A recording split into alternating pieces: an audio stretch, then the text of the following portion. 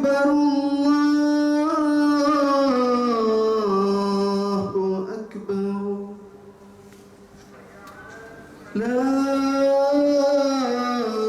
إله إلا الله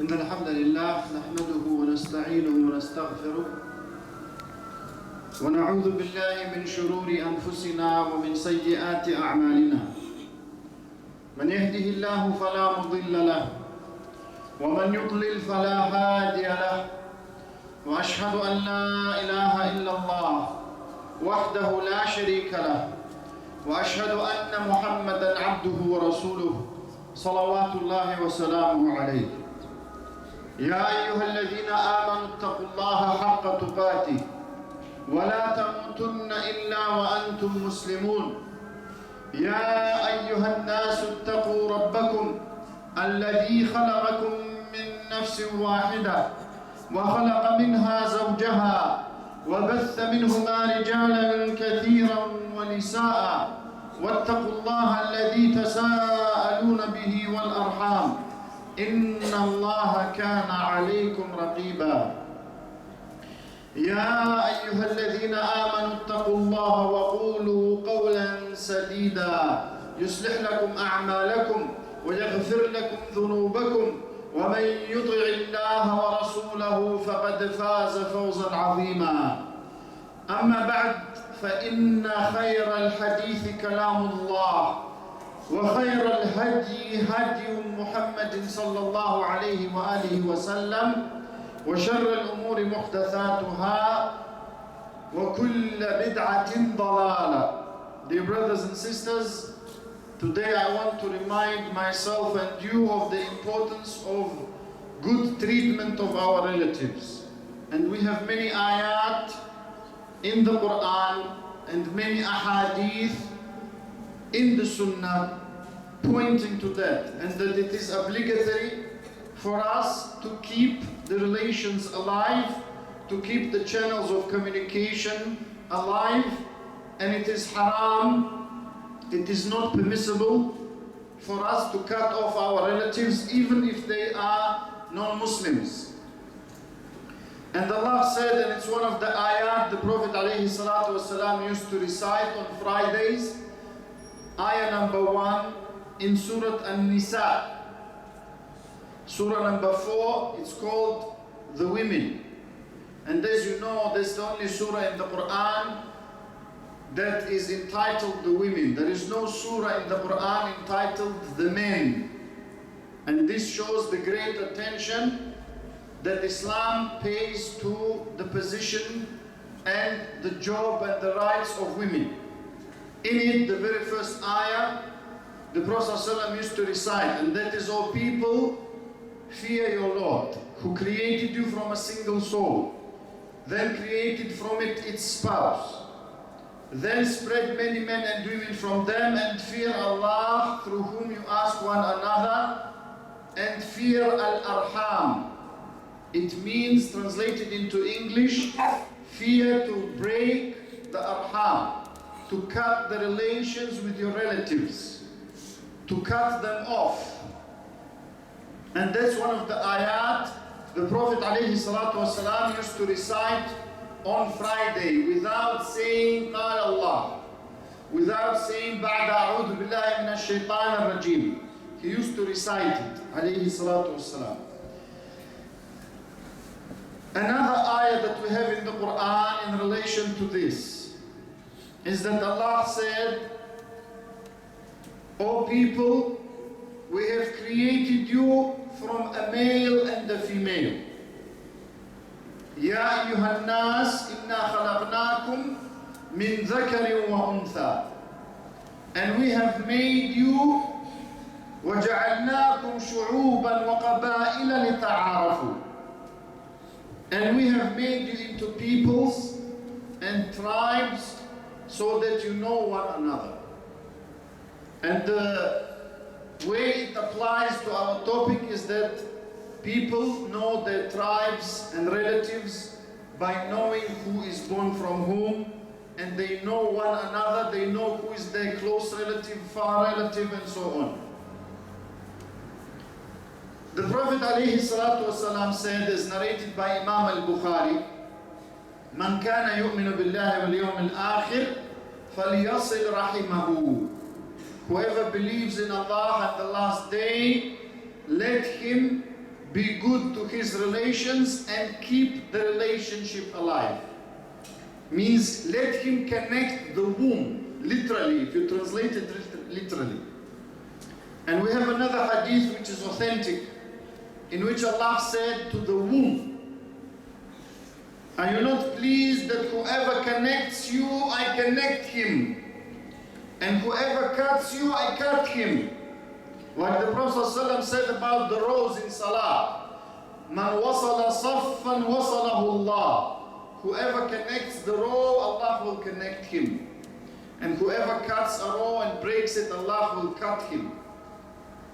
So that's a very severe warning to whoever does that, the second part of that hadith, and a great news or glad tidings for anyone who connects the relations. And we have a very nice hadith narrated by great Imams of the Sunnah, like Imam Ahmad, Imam Tirmidhi, Ibn Majah, Al-Hakim, and others, in which the Prophet ﷺ said, and this hadith is authentic, authenticated by many scholars of hadith, in which the Prophet ﷺ said very nice things. He said, "Ya ayyuhan nas, all people," meaning Muslims, "afshu salam," spread salam, wa at'imu ta'am, and give food to other people. And it's from Islam, it's from the best of Islam. Wasilul arham, and keep relations alive, keep communication and channels alive. Don't cut off your relatives. Wasallu bil-layli wan-nasu niyam, and pray at night when people are asleep. Tadkhulul jannata bisalam. If you do that, you shall enter the Jannah in peace. So these are great adab, and it's a great hadith which is very short, which we should try and memorize. We should try and memorize. So whoever does it for the sake of Allah will enter Jannah in peace. He will not be bothered, he will not be afraid. So there are many other ahadith and ayat which we can quote. But today is a reminder, because the khutbah is a reminder for me and you and everyone present. So let us remind ourselves how often we contact our relatives. If they are Muslims, they have two rights upon us. One is that of Islam, that they are Muslims, and we should try and connect with fellow Muslims as much as possible. Two is the right of being close. That's why in Arabic we call a relative qareeb, close, someone close to us by blood.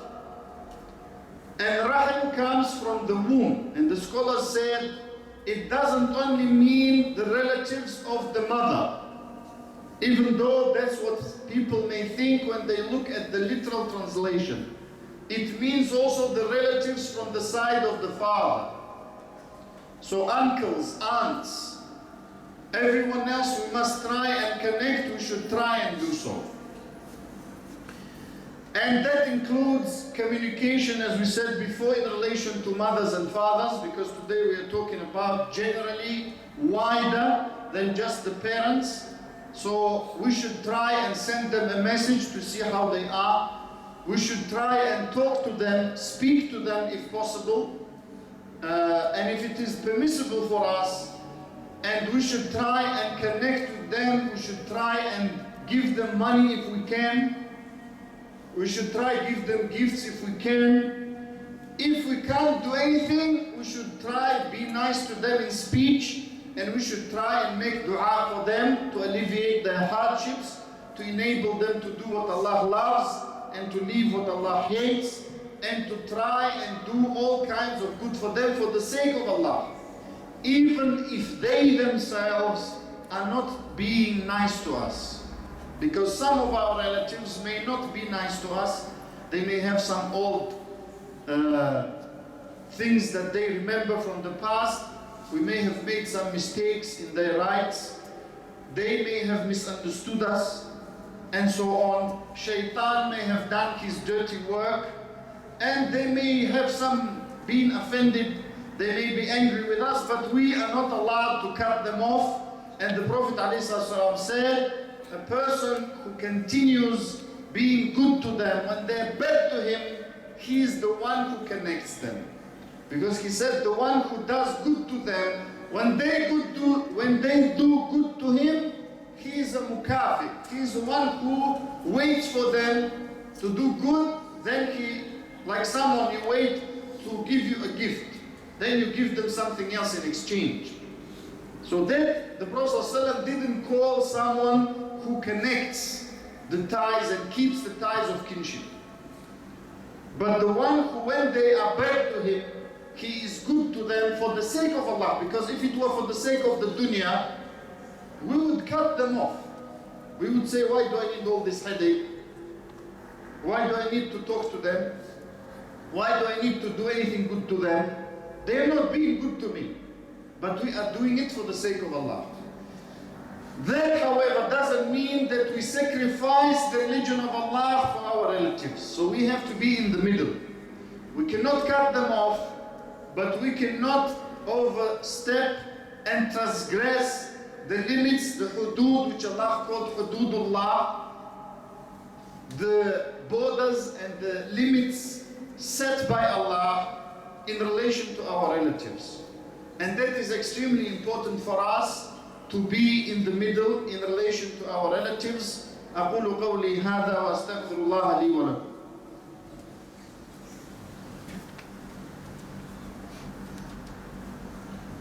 Respected brothers and sisters, how do we then tread the middle path? How do we follow a path that is pleasing to Allah and not displeasing to Him in relation to our relatives? For that we need to gain some knowledge of Islam. What is allowed, what is not allowed. For example, some people exaggerate, and this is a common problem in all communities. So don't think that only your community is having problems with it. Everywhere you go, you find this problem in many communities, in fact in all communities. And that is the problem between the cousins, because many people, they fall into extremes in relation to cousins. Because as you know, cousins are the sons or daughters of our uncles and aunts. So we need to know how to deal with them. And this is one of the trials of Allah. Because He said to us to be good to them. And at the same time, He said you can marry your cousin.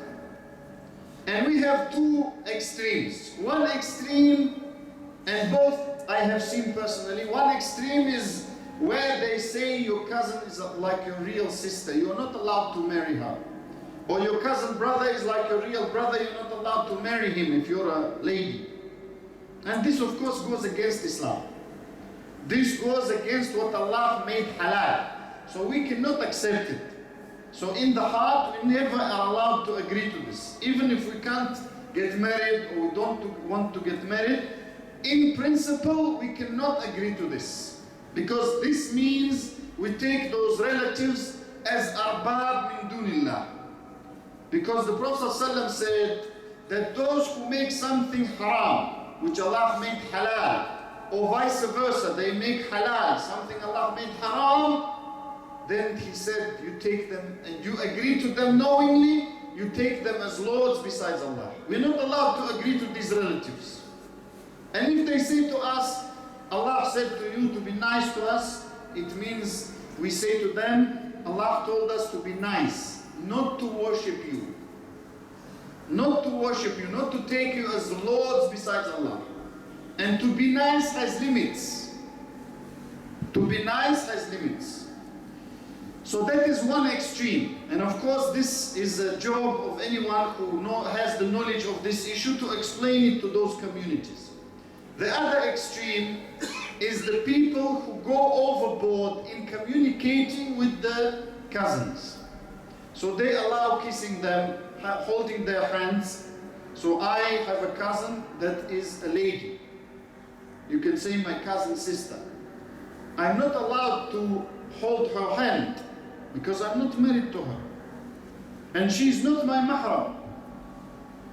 So that I can say salam and shake her hand. I'm not allowed to do that. And I'm not allowed to be alone with her in a house or room, or in a car for that matter. Because that is considered khalwa, which the Prophet ﷺ said no two people, man and woman, are alone except shaitan is third. Why? Because it leads to haram, so the Prophet ﷺ didn't allow it. So for that reason we must know these limits, and we must be patient with our relatives, because most of them, if not all, they don't know much about Islam. Alhamdulillah if they pray. And if they don't pray, we should encourage them to pray. If they don't have hijab, we should encourage them to wear hijab. And we should remove the shubuhat of shaitan. One of those shubuhat, I'll tell you, because I've experienced, when our relatives used to be younger, they used to say, I will pray when I get old. Of course, it's not correct to say that. But shaitan tells them that, because shaitan comes as a knowledgeable person. And he says, why pray now? When you get old, you pray. Of course, it's not correct. Now that they are old, you say to them, now, alhamdulillah, you reach the age when you promised yourself you would pray. Then they reply, which is what shaitan tells them, now I'm old, I can't remember anything. So if I try to learn Fatiha, I can't remember. If I try to learn the dua, I can't remember, and so on. So we say to them, if you can't say Fatiha, just pray. Just pray, like the Prophet ﷺ said to the man who said, I can't say what you are saying and what Mu'adh is saying. Mu'adh used to recite for them, meaning I can't recite Quran. So what shall I do in the salah? The Prophet didn't say, don't pray. He said that, man, I can only say Subhanallah, Alhamdulillah, Allahu Akbar, La ilaha illallah. He said, that's what we are saying. Meaning, say that, at least. So these are things that we should help our relatives. The greatest good that we can do to our relatives is help them with their religion. Help them. If you can't give them gifts and money and everything, give them greater gifts. Give them some knowledge of Islam. Give them some guidance. Show them the greatness of Islam, the beauty of Islam, the greatness of the Sunnah, the beauty of the Sunnah, and the ugliness of shirk and kufr, and the ugliness of disobeying Allah, and the ugliness and badness of innovations in our religion. So this is something we have to know when we deal with our relatives, and that is something that requires knowledge. We must know what we are saying, what we are doing, because we may make mistakes. We may misguide our relatives, which is a big sin. Sometimes not knowingly. We may say Islam doesn't allow this and it allows. We may say Islam allows it and it doesn't allow. So we should get some knowledge. If we don't know, we should ask knowledgeable people. And also, in dealing with our relatives, we must show them good manners. But we must know the limits, like I said. So if our relatives are not Muslims, we are not allowed to attend their festivals. For example, they may do Christmas. We are not allowed to attend it and celebrate with them and be happy that they're going around the tree. Because it's an idol, which people used to do before Christianity. Or they celebrate some other celebration which is not Islamic, because they're not known to celebrate Eid al-Fitr, Eid al-Adha. They may celebrate some day, some night, some whatever. So we are not allowed to participate in that, let alone congratulate them on that. Because we are congratulating them on batil, on falsehood. So we must know these things in order for us to treat our relatives in the way Allah loves. Not in the way that they think we should treat them or we think we should treat them. Because if we do that and we are patient, because they may not like it at first, but we must be patient. for the sake of Allah, if we do it for the sake of Allah, we must be patient and we must try and do good to them. And we must be patient not to be rude to them as much as possible. But it doesn't mean we don't explain the truth to them. We must explain the truth to them in a good way, clear way, with proofs from the Quran and Sunnah and sayings of the Sahaba radiallahu anhum and the ulama who follow the Sahaba, and that is all ulama of Islam. We should explain the truth to them.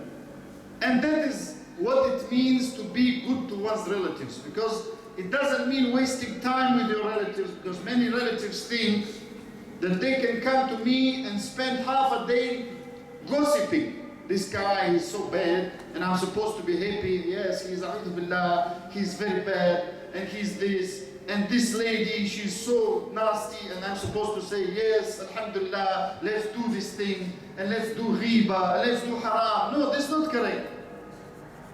And we should connect the relatives and be good to them within what Allah said. So if my relatives come, and some ulama in the past, they used to do something which I don't know if your relatives will like. He used to, when his relatives come and spend so much time with him, he used to take a book and read it and do like this. Yes, yes, yes.